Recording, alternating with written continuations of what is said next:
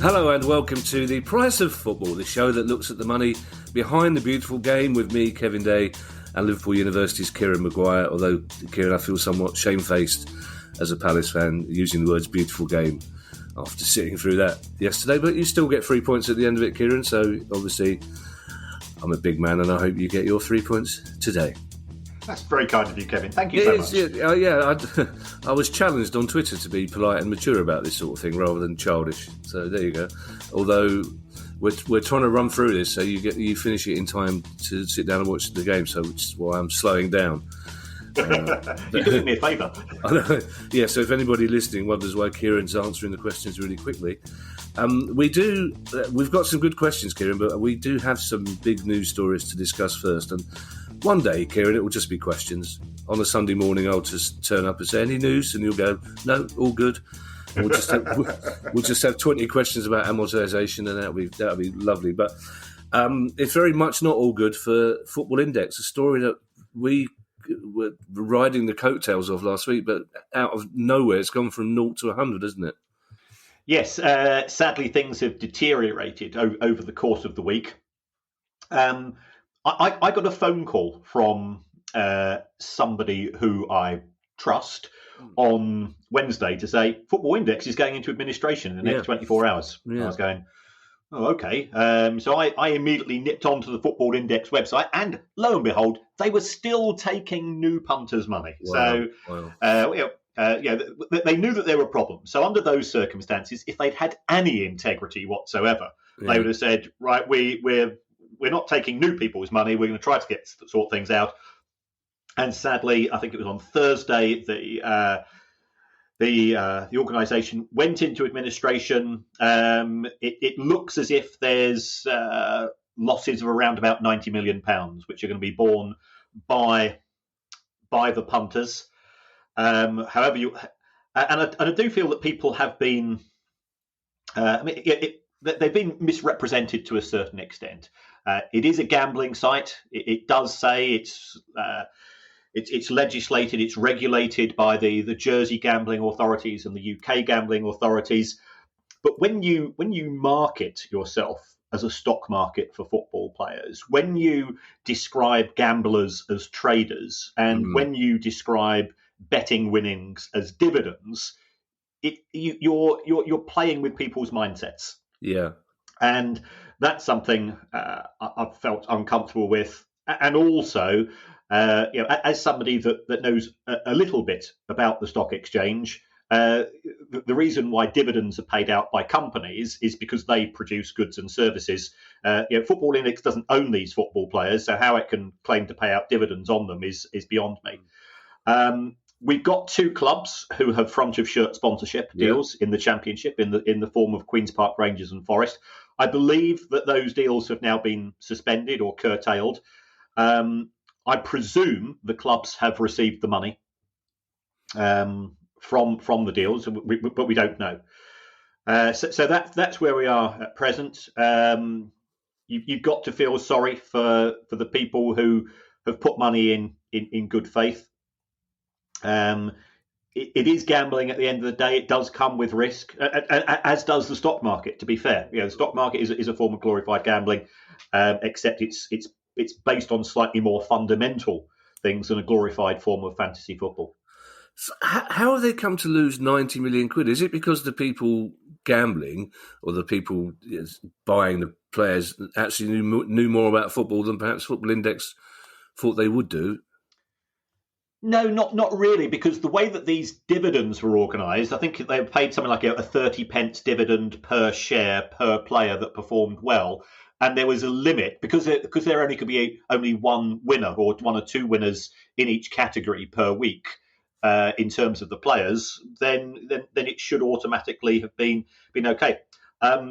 Football Index made its money by the looks of things on the margins, a bit like the likes of Betfair, in the sense that you can buy a player for £9.50 and sell him for £9.70, and every time there's a transaction, Football Index took a 1% or a 2% commission. Right. So that's how they were making their money. So therefore, I think you've got to look at your cost base. Excuse me. So, what are the costs? Well, they had ambassadors for the product. So we know that, Motti was an ambassador. He was regularly going on to radio shows and so on and extolling the virtues. They had a big marketing campaign. That's money going out. The sponsorship deals with QPR and Forest, I would presume that those are six figures each. We're never quite sure, but I would imagine you're probably looking, the thick end of £500,000 each for those, and all of these things add up. Then you've got the cost of running the platform. So it looks as if they weren't able to control costs. Growth wasn't perhaps as fast as they had anticipated, and it all went wrong. And finally, I don't know how many people have accounts with them, but do those people now become creditors? Yes. Now, in theory, there should be an element of protection here. The people who have accounts with Football Index, they will have two types of reference to the company. First of all, they will have a cash account. So, if you've put in £1,000 into Football Index and you've invested 950 on players, in theory, you've therefore got £50 of cash.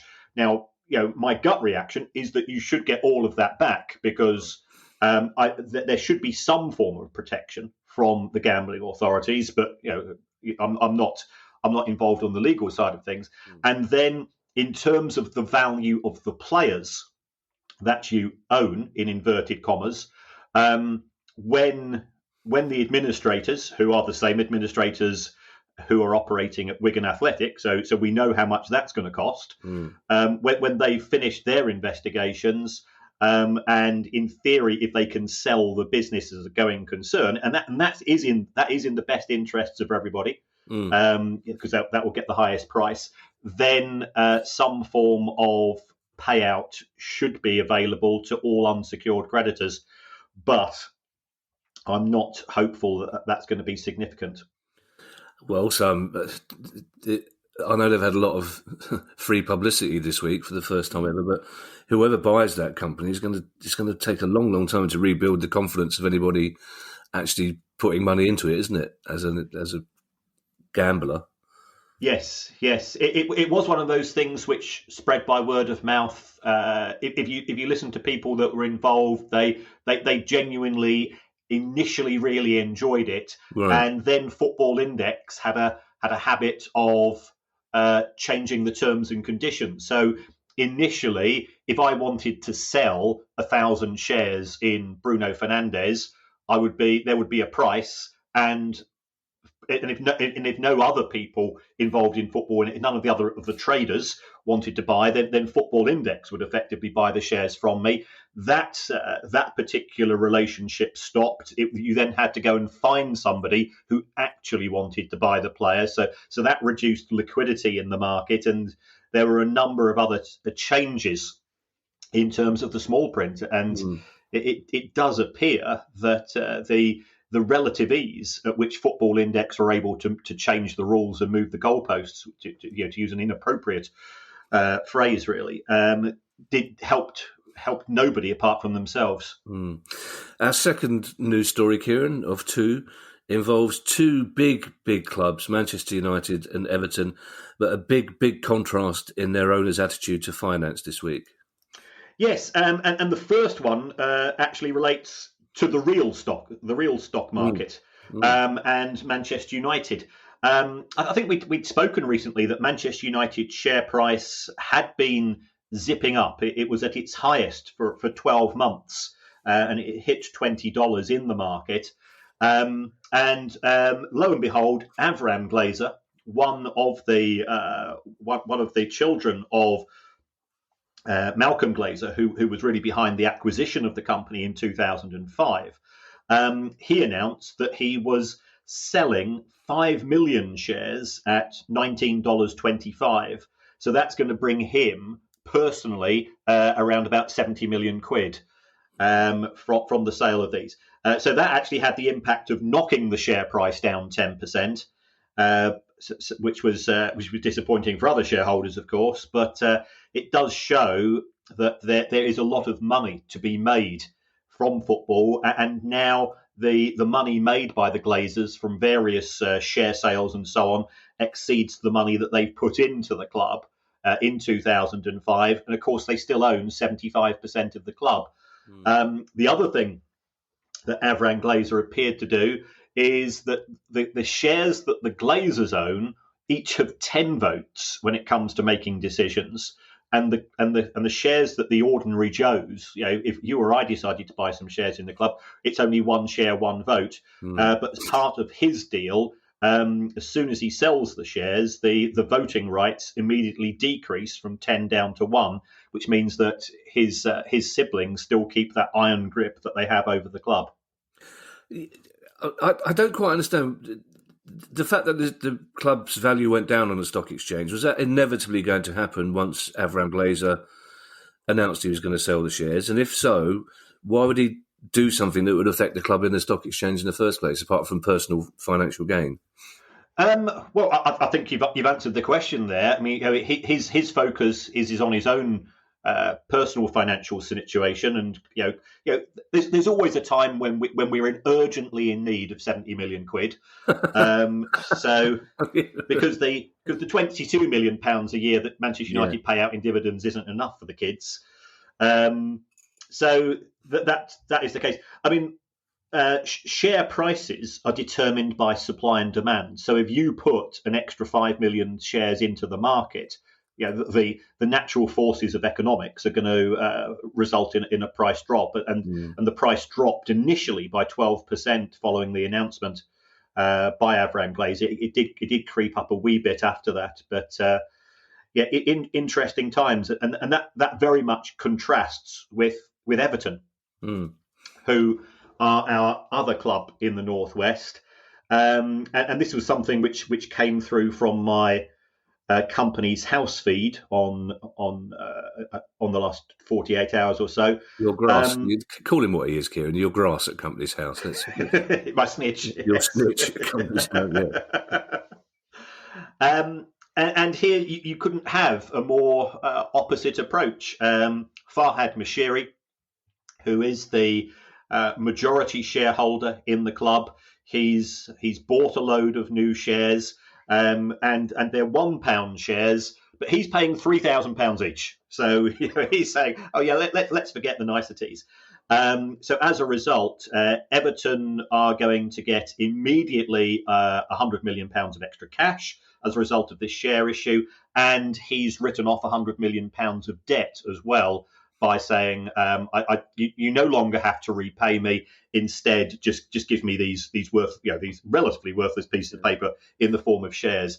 And looking at the small print, the Everton constitution, because all companies have to have their own constitutions. These are called articles of association. This allows him to buy a further £100 million worth of shares. So, from Everton's point of view, it's got a lot more cash. Clearly, some of that will be allocated to the ongoing developments with regards to the new stadium. So, one of the questions we've asked and everybody's asked is, fantastic looking new stadium, got to be funded from somewhere, and it does look like Mr. Moshiri is putting his hand into his pocket, and that contrasts with what we've seen at Old Trafford, where the Manchester United owners, under Project Big Picture, were going to get a fund set up by the whole of the Premier League, i.e. Crystal Palace, Burnley, Aston Villa, that they would be the organisations that would be funding changes to club grounds, i.e. effectively subsidising the Glazers when Old Trafford got expanded more. You could have mentioned Brighton in that list of Premier League clubs, Kieran. You're still there for the moment. Let's move for on. The moment, yeah. Well, I'm looking forward, Kevin, to the XG Champions League 21-22 whilst playing Barnsley. What's your XG? Is it 700 a game? Is it? It's something ridiculous. Because I know Palace is something like 1 every 9. I'm not entirely sure how it works, but I think we're expected to score 1 goal every 9 games, and you're expected to score 700 in every game. Let's move on to questions, Kieran. Pausing only to say that I think even producer Guy would struggle if I said I urgently need 70 million quid just till the weekend. I'll give it back to you on Monday, Kieran. It'll be fine. Our first question comes from Danny Kerrigan, and you'll like this, Kieran, because it's a devious accountancy-based question. And Danny Kerrigan's corkscrew mind says, is it possible to structure a contract between a player and a club whereby the player takes a much reduced salary in agreement for a higher agent's fee, but where the player is the sole shareholder of the agency and can therefore benefit from tax efficiencies? Is there any rule to prevent that? Absolutely not. And in fact, we do see broadly similar things taking place with regards to players and their image rights contracts. So whether you give it to a company which you own, which is set up as an agency, or a company which you own, which is set up as an image rights company, the advantage of doing that is they pay tax at a lower rate. If a player earns money, he's going to be paying tax at 45% and national insurance and all this type of stuff. Whereas the image rights company will be paying tax at 19%. And it can delay, or it can pay that money to the player's spouse or other relatives or friends or whatever. So yes, this is one way of redistributing the player's overall remuneration package.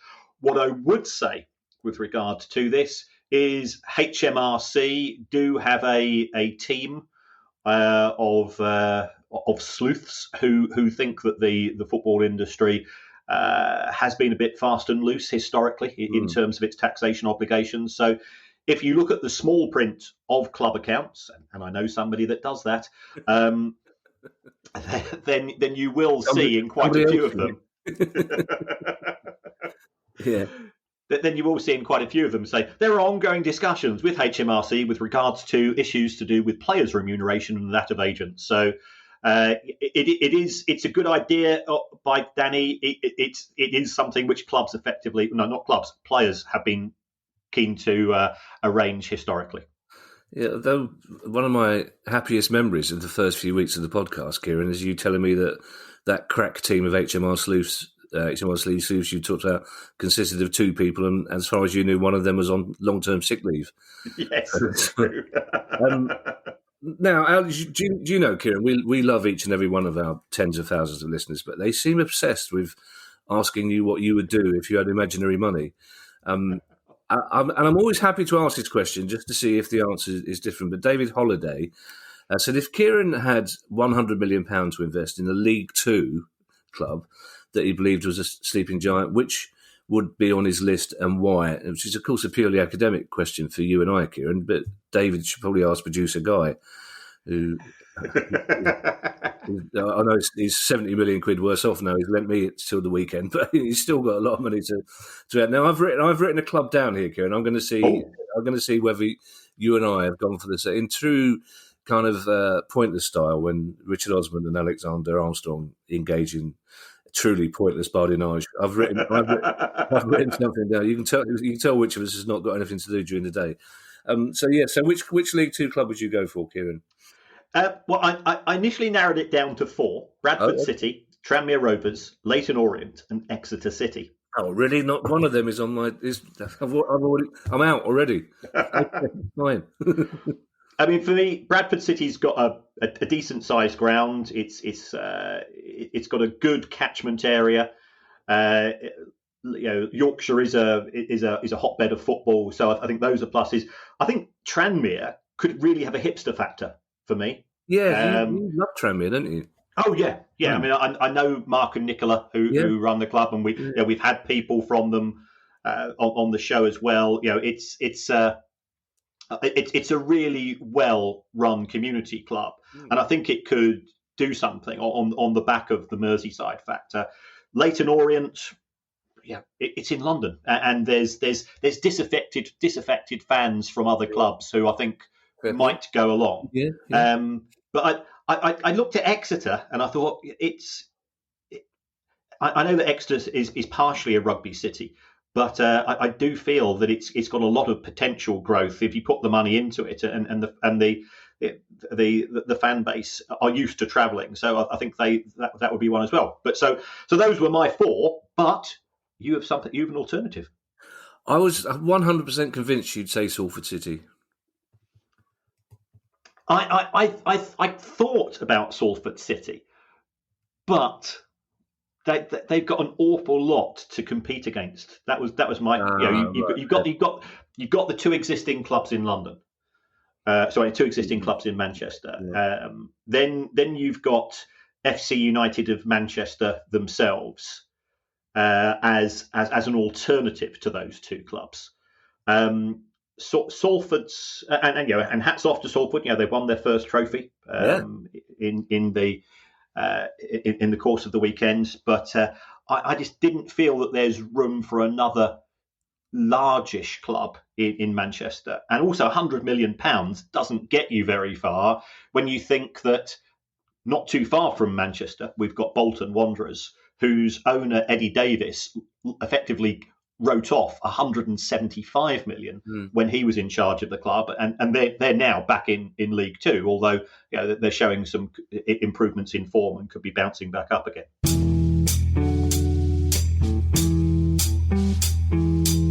Traditionally, St Patrick's Day is for pubs, not pubes. But Manscaped is the global leader for below-the-waist grooming, and they sponsored this show to ensure you have the best tools for your ball trimming experience. If you plan on getting lucky this St Patrick's Day, then you may as well use code PRICEOFFOOTBALL at manscaped.com for 20% off and free international shipping. And you're in luck because the Manscaped Performance Package is the ultimate men's hygiene bundle. Included in this new package is the Weed Whacker, which is an ear and nose hair trimmer, and it's waterproof and uses a 9,000 revolutions per minute motor. It's powered 360 degrees rotary dual blade system, and I have no idea what that means. However, 79% of partners polled admitted that long nose hair is a major turn-off. Why not use the best tools for the job here? Now, this bundle includes the Lawnmower 3.0 trimmer, the best trimmer on the market for your balls, butt and body. You'll feel confident shaving your thunder down under, and you can also get festive and safely shave a shamrock in your pubes. Though, if you are doing a shamrock and it's already green down there, I'd recommend getting some penicillin too. Do you know, if my poor departed mother, God rest her soul, knew that I was using St Patrick's Day to encourage people to buy a pube shaving device, she'd be having serious words for all of us. Kieran, of course you need to shamrock in your pubes on St Patrick's Day. It's virtually one of the only things you can do to celebrate at this moment. And you can get 20% off and free shipping with the code PRICEOFFOOTBALL at manscaped.com. That's 20% off with free shipping at manscaped.com. There's gold at the end of the rainbow with Manscaped.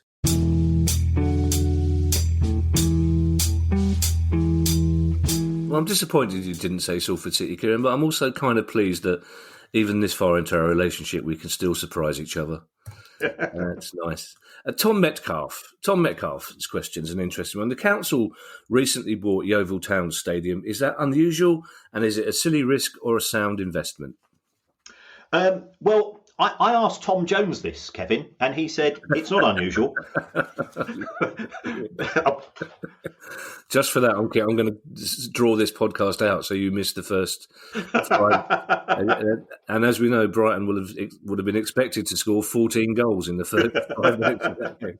It'd be brilliant if one game you did actually score the expected goals you're meant to score. We wouldn't know what to do. I know. Because as soon as the match finishes, we just go on to WhatsApp groups together and go, fucking XG. Also, match of the day too, we'll have to add an extra hour on because there's 97 goals going on. Yeah. Yeovil Town.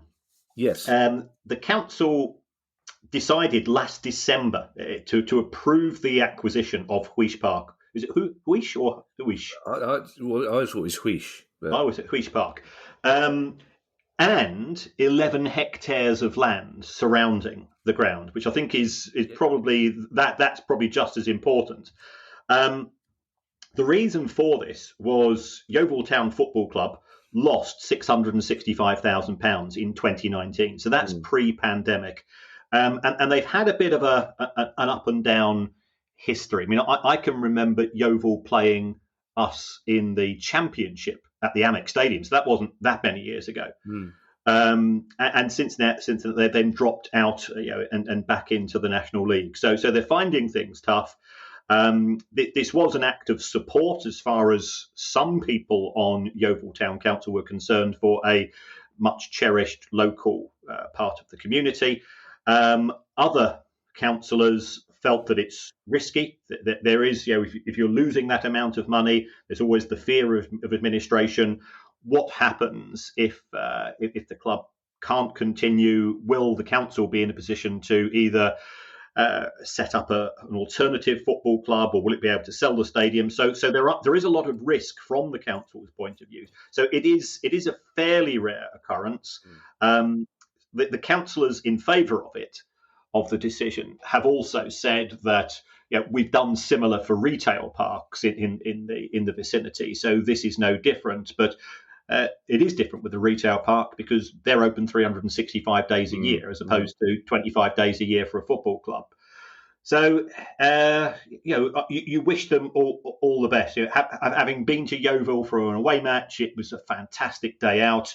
One of those classic matches where the train journey to and from the match brings back memories and tales which cannot be told on a family show such as this, or even a non-family show. But that's all due to the fact we've got this hook of going to football matches. So I hope that things improve financially and that there's a good relationship with the council. I mean, the council, to be fair to them, have said that the first year of ownership will be rent-free, which is great in a way, but there will be council taxpayers and there will be people in Somerset who are not fans of football saying, well, what return are we getting in terms of this relationship?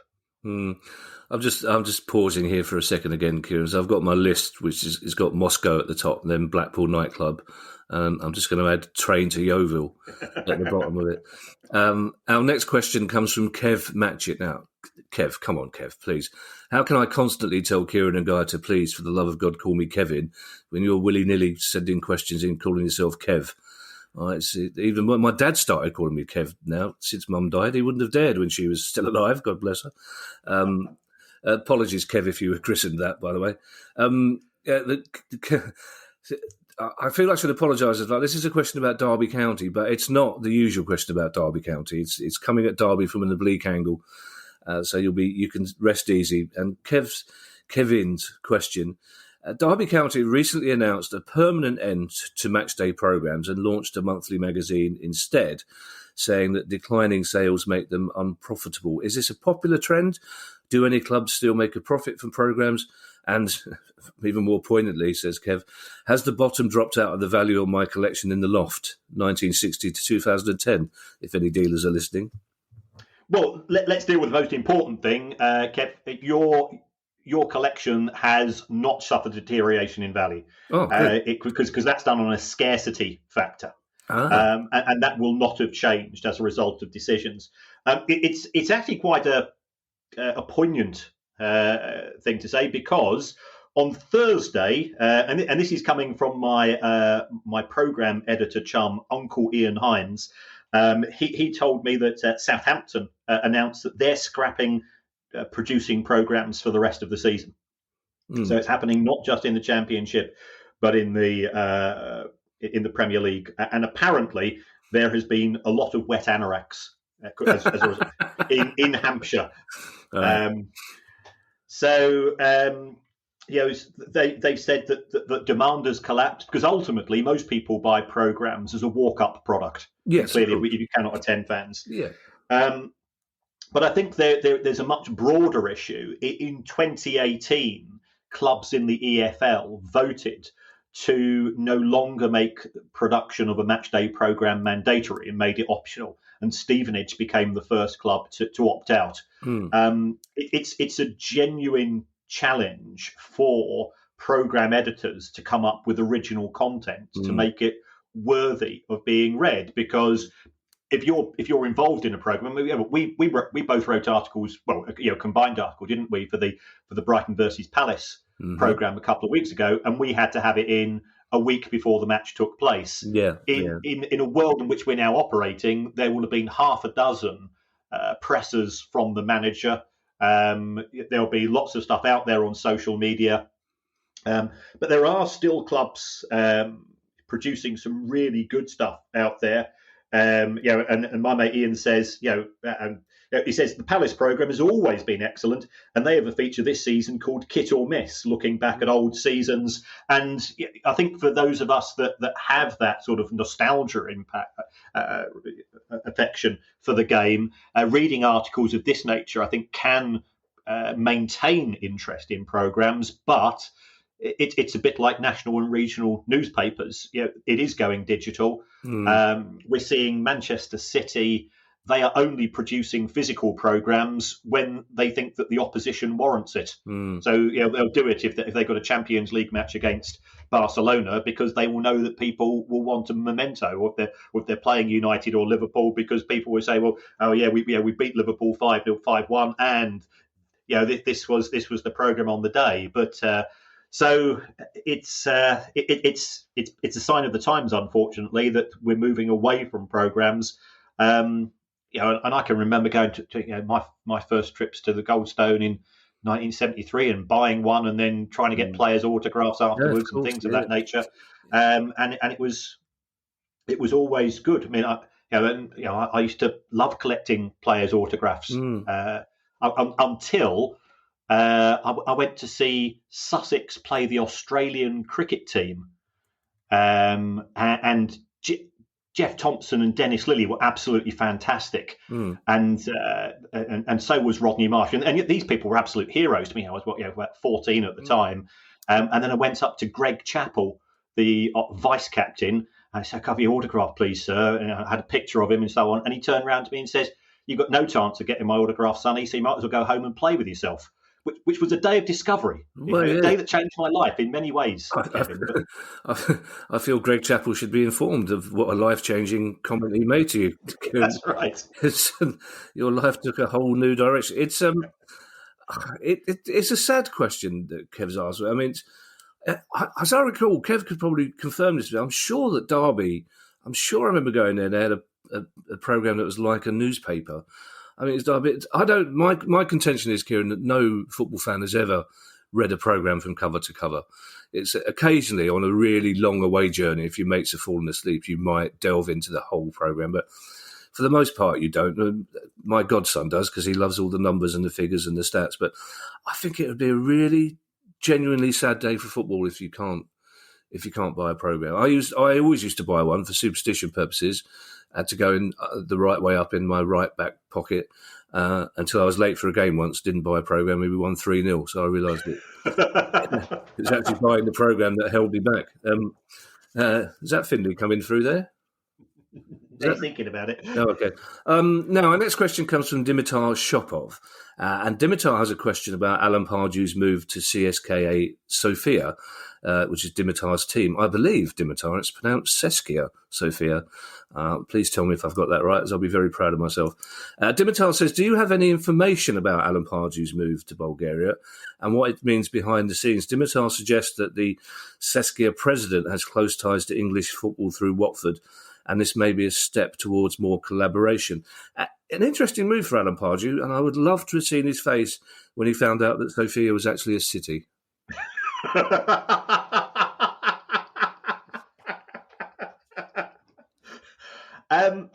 Yes. The reason why Seskia have recruited Alan Pardew as director of football is the last 9 seasons, a new force has arisen in Bulgarian football called Ludogorets. Apologies if I pronounced that wrong.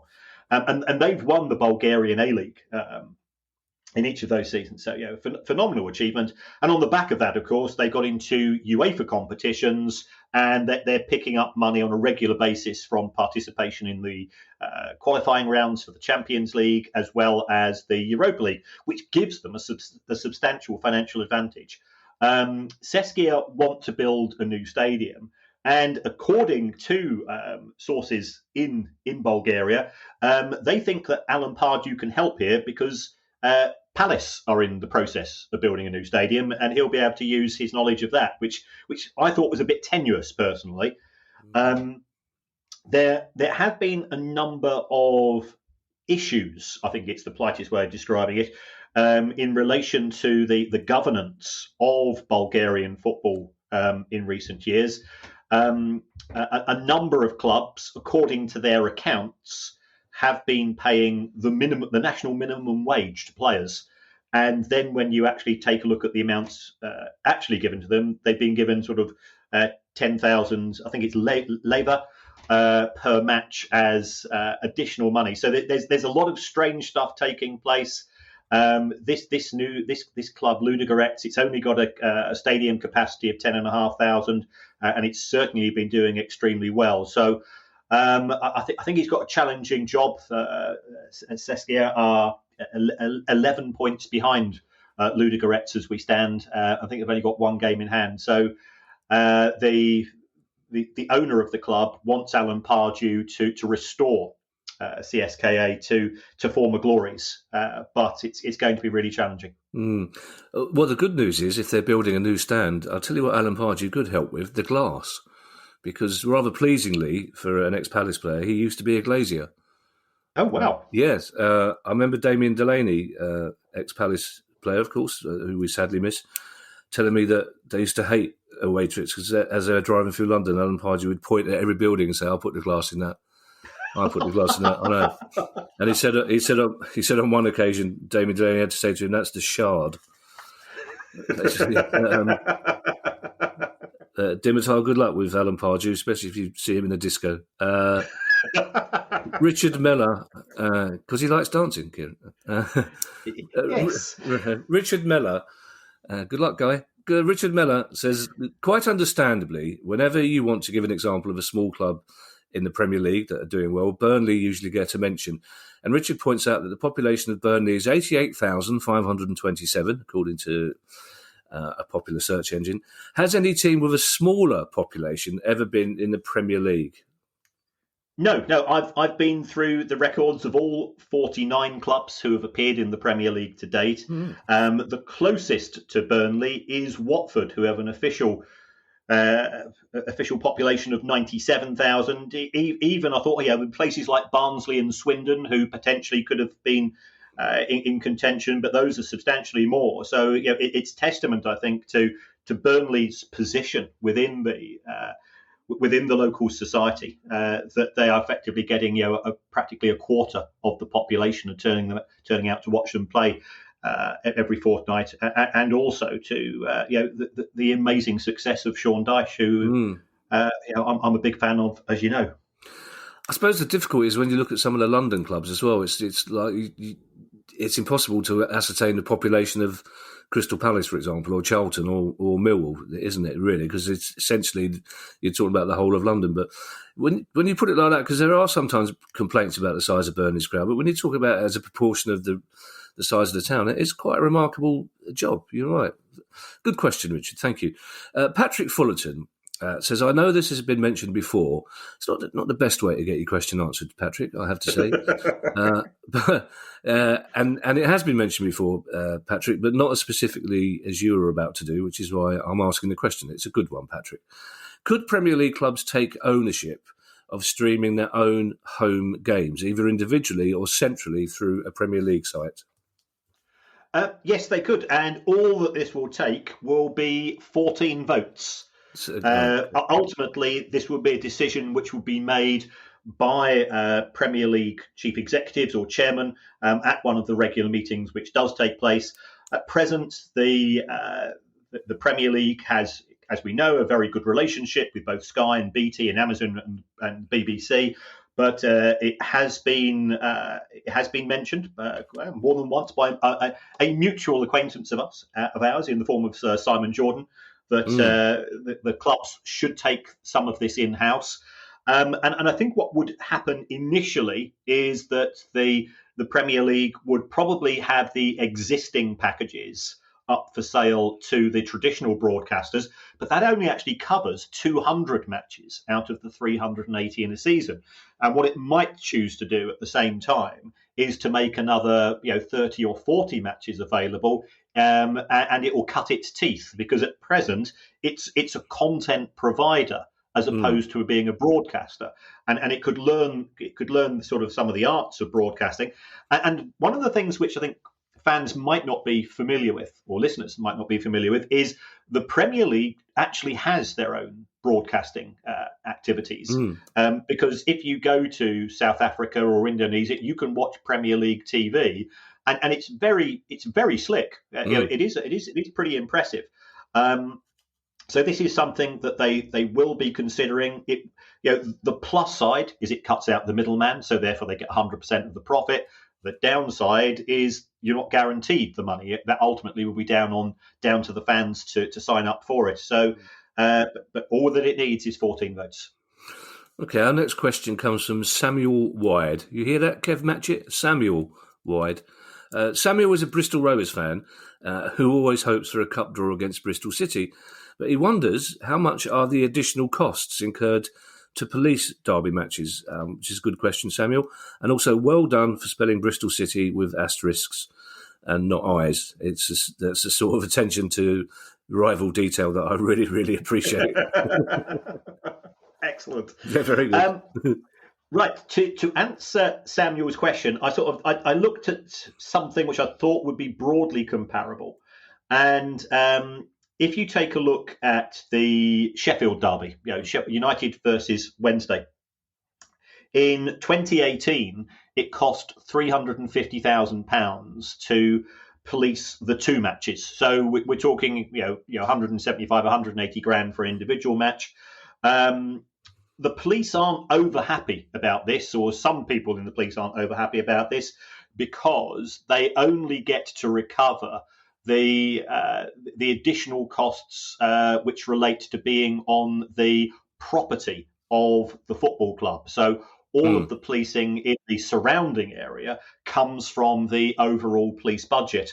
And if we take a look at the total cost of policing in England and Wales, for the most recent figures, according to Hansard, it was £48 million. So that's come from local taxpayer funds, as opposed to the football industry itself. Only a very small proportion of that will be recovered. Okay, well, Kieran, we only have 3 questions left. You'll be pleased to hear, because it's 26 minutes before kick-off. And our next question comes from James Leader, and you'll like this question, Kieran, because this is a proper old-school accounting question. James Leadale says, I think I remember Kieran saying that profit or loss considered for financial fair play purposes is the parent company's profit or loss. Sounds like the sort of thing you would say, Kieran. James, opening line in a Sophia nightclub, I think you'll find that will be, Kevin. Hard to say that while you're dancing, Kieran. James says, does this not open an opportunity for creative accounting or using profits of any of the owners' other companies to reduce the group's loss? Is this what Man City and City Group exploited in UEFA's unsuccessful ban?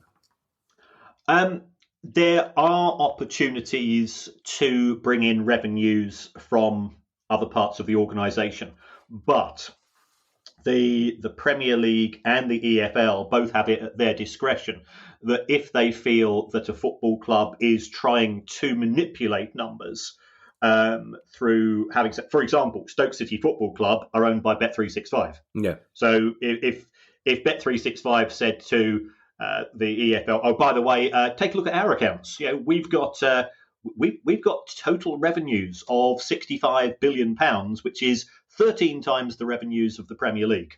Then people go, well, clearly that's not right.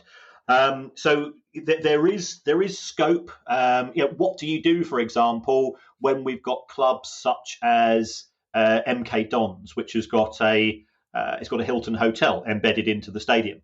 We've got Chelsea has got a hotel. Should the hotel income be included? I think there's a very good case for saying that it should do, because it's part of the fabric of the club as such. So there are some strange things which take place. I think when it comes to the City Group, it is actually Manchester City.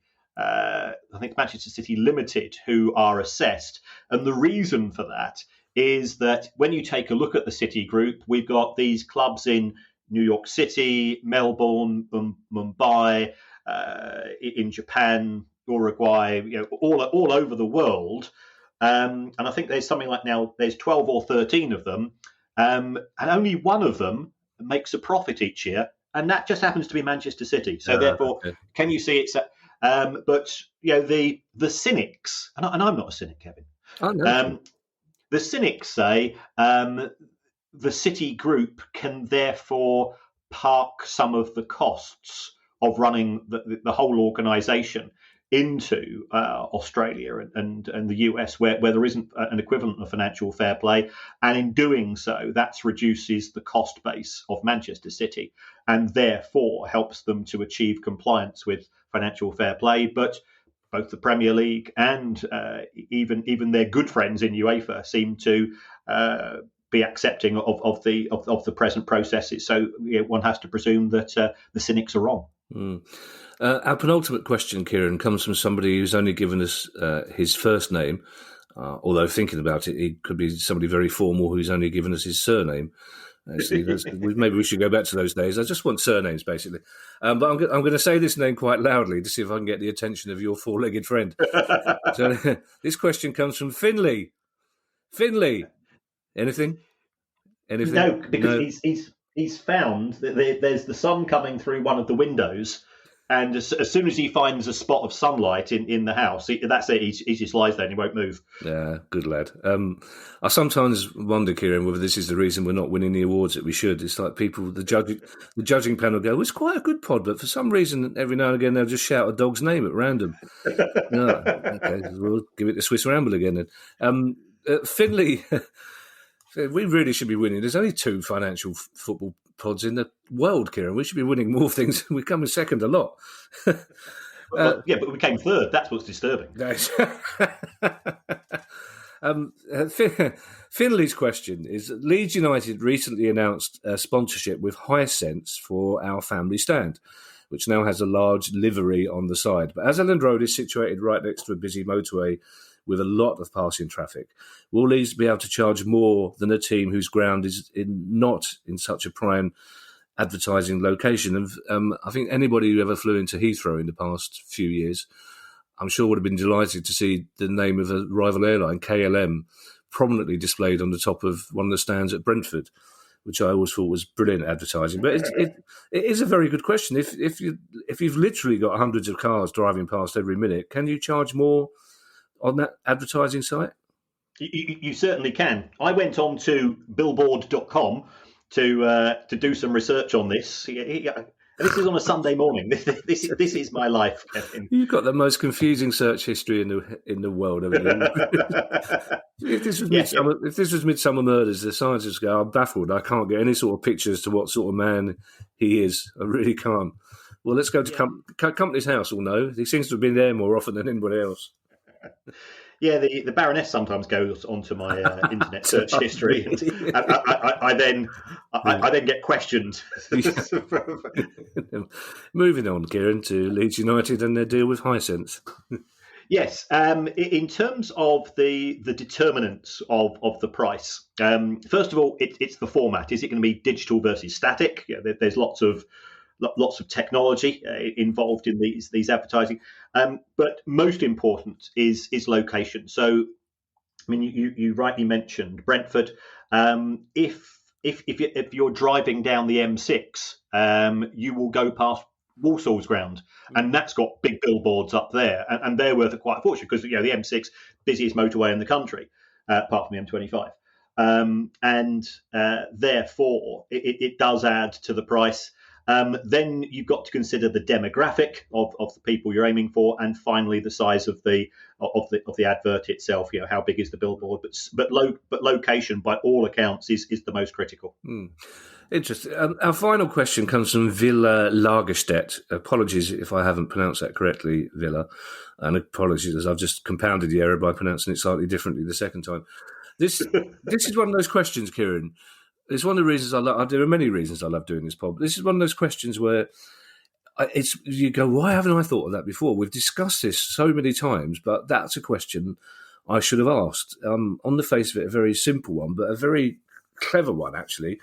And Veal's question is, that's a third attempt. Since Spurs and others have been able to borrow money for 0.5% from the Bank of England, would it be possible for them to invest that money on financial instruments which would get a higher return than 0.5%, or will the loan come with strings attached? It never occurred to me, in all the times we talked about this, to ask whether Tottenham could just take that money and invest it somewhere else.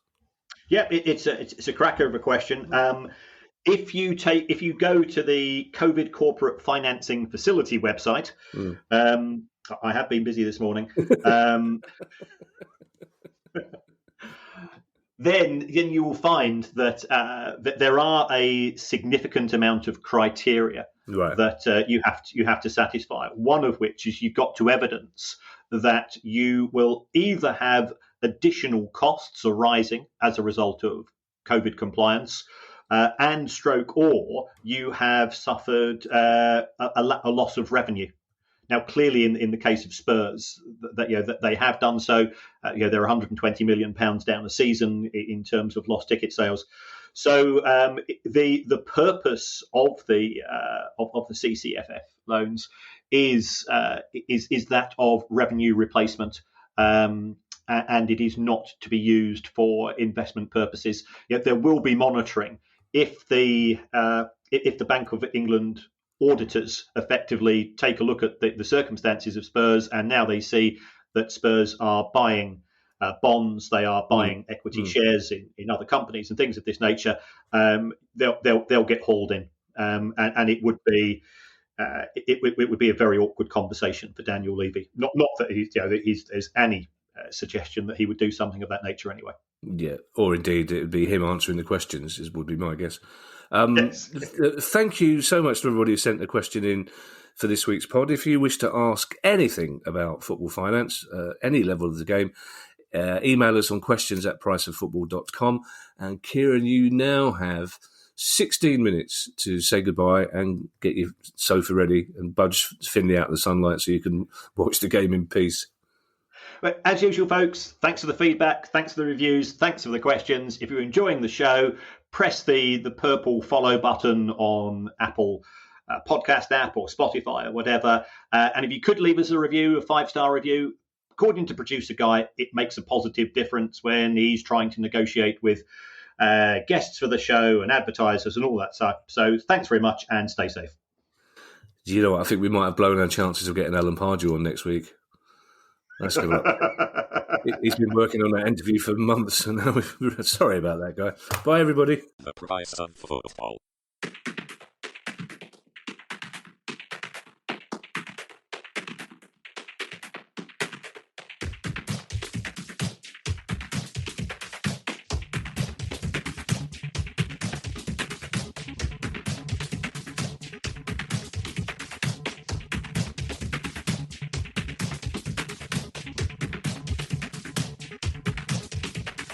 The price of football.